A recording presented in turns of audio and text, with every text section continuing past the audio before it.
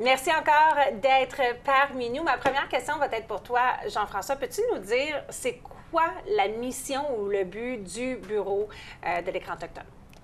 Merci de ta question. Merci de nous recevoir également. Le Bureau de l'écran autochtone est un organisme indépendant qui a deux objectifs principaux. L'un est de défendre la souveraineté narrative autochtone et le second est d'assister financièrement le développement et la production dans le milieu cinématographique et de l'audiovisuel pour les Autochtones au Canada.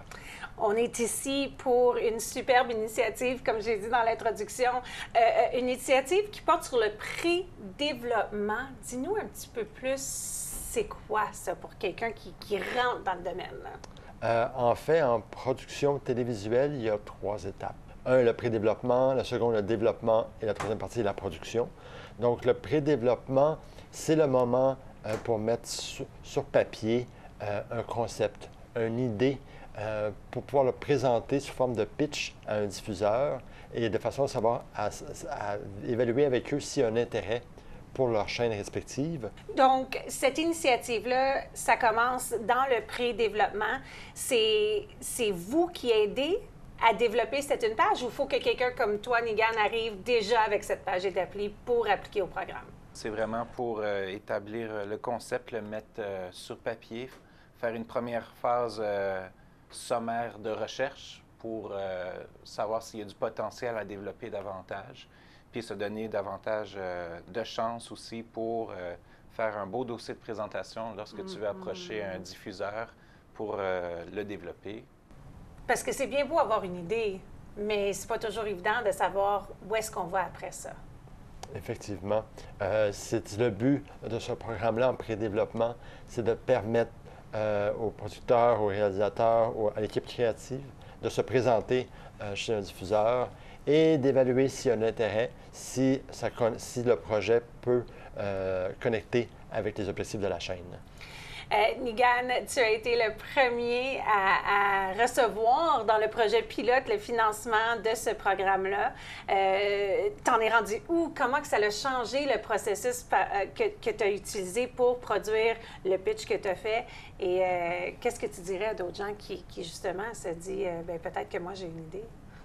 Bien, c'était un beau projet pilote qui est sorti environ en 2023, l'automne 2023. J'ai appliqué, puis j'ai été très heureux justement d'être retenu pour participer. Donc, la force de ce programme-là, c'est de faire des rencontres, mais avec les trois acteurs différents en même temps.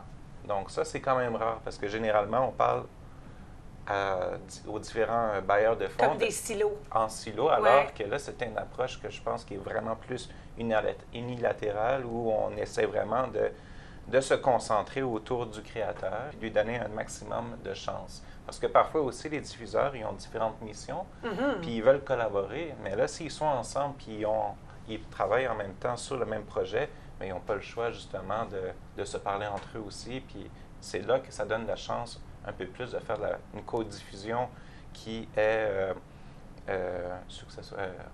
succès. Oui, qui est un succès, qui devient un succès. Et puis, ça a été le cas. Donc, ce projet-là, aujourd'hui, est en production. Excitant. Donc, ça a un peu changé le processus vers lequel tu t'orientais peut-être pour justement le développer. Tu as dit que ça t'a fait changer un peu la route.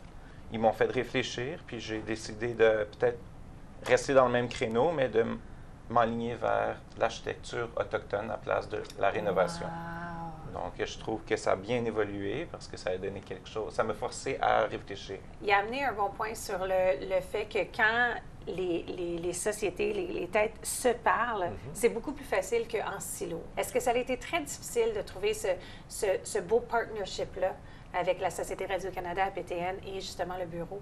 Le partenariat existe aussi du côté anglais avec la CBC depuis quelques années et maintenant il existe aussi du côté Radio-Canada pour les créateurs autochtones d'expression francophone et on sollicite des projets en français et en langue autochtone. C'est ce que j'allais demander. Pour les gens qui appliquent, c'est quoi les conditions? C'est quoi qu'il faut mettre l'éligibilité, on peut dire? Oui, en fait, il faut avoir au moins 2 crédits en production ou en réalisation. Il faut être une équipe de maximum de 2 personnes. Il faut être en mesure de soumettre le projet d'ici le 14 novembre prochain. Donc, c'est une date clé. Et bien entendu, avoir une idée sur papier d'un projet documentaire ou jeunesse qui pourrait créer de l'appétit pour les diffuseurs. Donc, bien connaître là, les missions des chaînes respectives, de la PTN et Radio-Canada, c'est certain que ça a un impact. Et toutes les informations sont disponibles sur le site Internet du Bureau des Écrans autochtones également. Dernière question pour toi, Nigan. Qu'est-ce que tu dirais à quelqu'un qui se dit « Oh, peut-être, mon idée est là, oui, je veux le faire, mais j'ai peur de perdre mon identité intellectuelle. » Mais moi, on me dit justement, si les idées, le vol d'idées, c'est une crainte, bien sûr, valable, mais en même temps, c'est pas ce programme-là, en fait. C'est un programme qui est fait pour pousser davantage nos idées. Donc, l'espèce de concept de l'idée du siècle, puis la garder jusqu'à temps que ça soit exactement le moment parfait, je pense que c'est une mentalité qui doit évoluer vers quelque chose qu'on l'essaye maintenant, puis on apprend à nager pendant qu'on est dans la piscine, en fait. J'ai hâte de voir ton projet quand ça va sortir. J'espère qu'on va se parler plus longuement sur ce que le bureau fait. Peut-être qu'on pourrait vous revoir à l'émission pour ça.